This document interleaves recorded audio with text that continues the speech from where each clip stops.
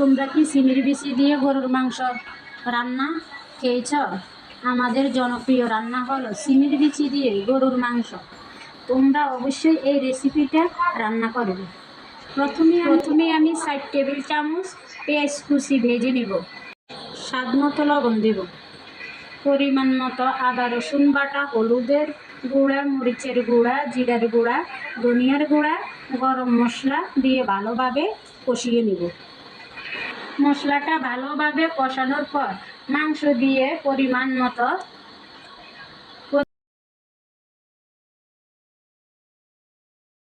পানি দিয়ে 30 মিনিট এর মতো কষিয়ে নিব।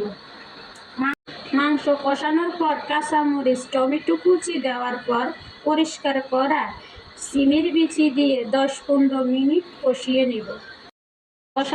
কষানোর পর পরিমাণ মতো পানি দিয়ে 30 মিনিট রান্না করব।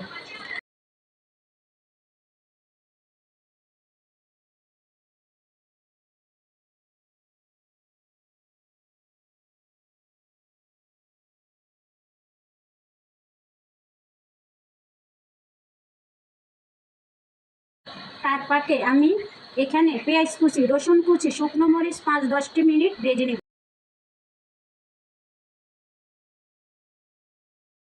এখন ভেজে রাখা উপকরণগুলো দিয়ে দিব।